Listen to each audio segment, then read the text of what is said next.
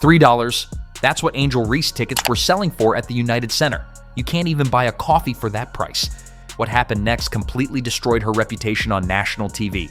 And trust me, it's worse than you think. The United Center was hosting its first ever WNBA game, CBS cleared their primetime schedule, and over 19,000 people packed the arena. This was supposed to be Angel Reese's moment to prove she could carry viewership without Caitlin Clark. Instead, she delivered the most embarrassing performance in recent WNBA history. 4 points in a 27-point blowout loss on national television. But here's what makes this story even more shocking. The warning signs were there the moment ticket prices collapsed. When Clark was ruled out with injury, the secondary market completely imploded. Tickets went from premium pricing to cheaper than gas station candy bars. Scalpers couldn't give them away. Social media turned into a roast session. Fans posted screenshots of $3 tickets with crying, laughing emojis, joking they could take their entire family for less than a Starbucks run. People literally said they'd rather buy lottery tickets. At least then they'd have a chance of winning something. Think about this math. NBA parking costs more than these tickets. You could watch professional basketball for less than movie theater popcorn. When Clark plays, fans line up like they're waiting for the new iPhone. They'll camp out hours early just to watch her warm up. But without her, Angel Reese's actual drawing power got exposed faster than a celebrity scandal. The Chicago Sky had been pushing this narrative all season that Reese was Clark's equal in box office appeal. Angel herself claimed that in 20 years, people would realize women's basketball wasn't just about one person, but about her too. She won't even say Caitlin Clark's name. It's like basketball's he who must not be named. But reality crashed this party with a $3 price tag. Before we get to the disaster on court, let's talk about the real pregame show. Angel Reese turned her entrance into a full-blown Fashion Week presentation. She spent more time coordinating her outfit than some people spend planning weddings. Every accessory had to be perfect. Boots matching jacket, gloves complementing hat, probably color-coordinated socks nobody would see. Here's the million-dollar question. Or should I say $3 question.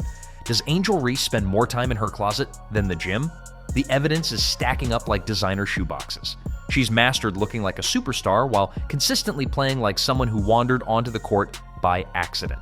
This obsession with style over substance has become more obvious than a fake designer bag.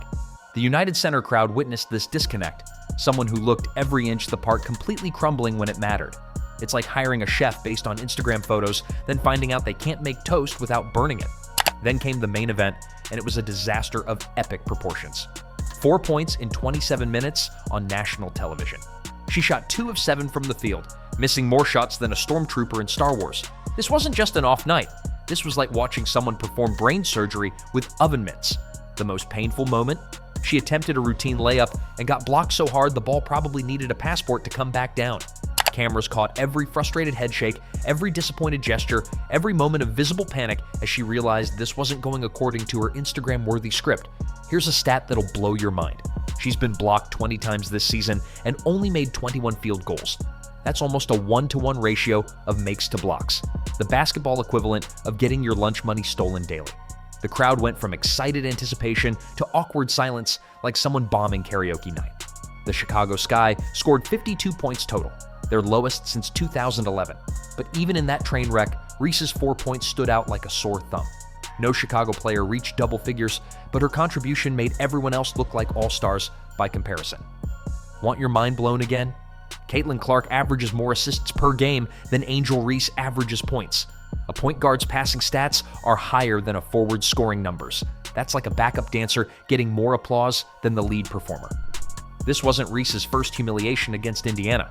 Back in May, she got served a 35-point reality check that should have come with humble pie.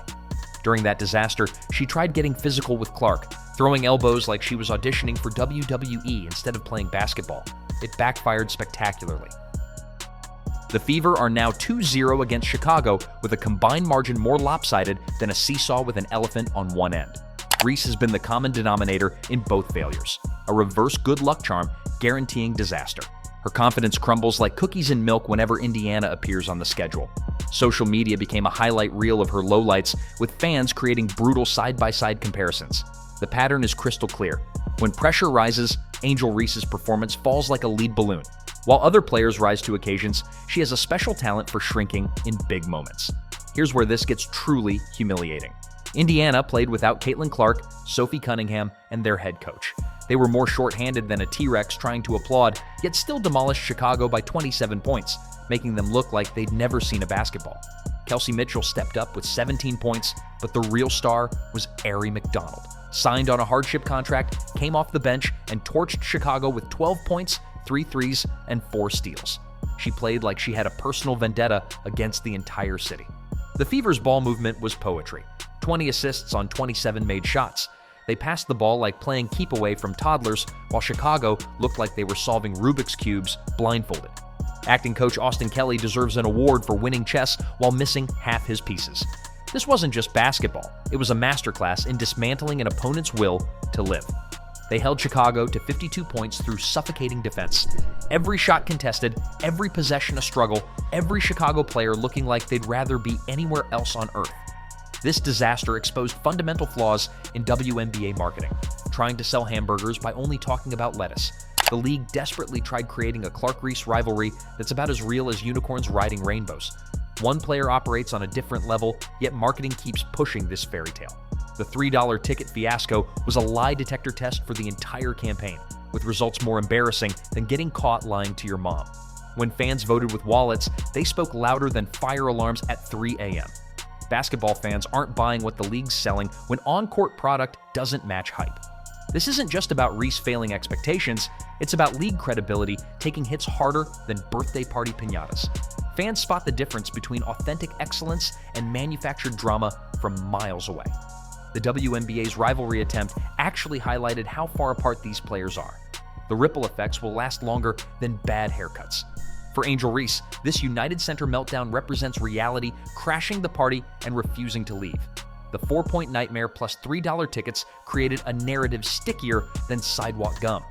You can't unsee this level of failure on basketball's biggest stage. Numbers don't lie, even when everything else does. The market spoke with megaphone clarity, and it's not flattering. Reese can continue perfecting pregame fashion shows and building social media empires, but basketball fans want one thing: elite performance when it matters. Until she delivers consistently under pressure, she'll keep getting exposed like bad toupees in windstorms. Caitlin Clark returns soon to this already dominant Indiana team that doesn't need her to demolish opponents by 27. The gap between these players will become more obvious than neon signs in blackouts. The WNBA's manufactured rivalry was over before it began, like hyping races between Ferraris and bicycles. This game will be remembered as when one of the WNBA's most overhyped storylines met reality. $3 tickets, 4-point performance, and 27-point beatdown tell the same story with foghorn subtlety. Some players rise when moments demand greatness, others fold like card houses in earthquakes. Angel Reese's nightmare proved which category she belongs in, a truth more permanent than tattoos and twice as painful. So here's my question: what happens when Clark returns to this unstoppable Indiana team? If they can do this damage while missing their biggest star, imagine what's coming next. Drop your predictions for Reese's next disaster in the comments, smash that subscribe button for more basketball reality checks, and hit notifications because this story is far from over. The WNBA's House of Cards is tumbling down one $3 ticket at a time. And trust me, you won't want to miss what happens when the league's real superstar returns to show everyone what actual basketball excellence looks like. See you in the next one.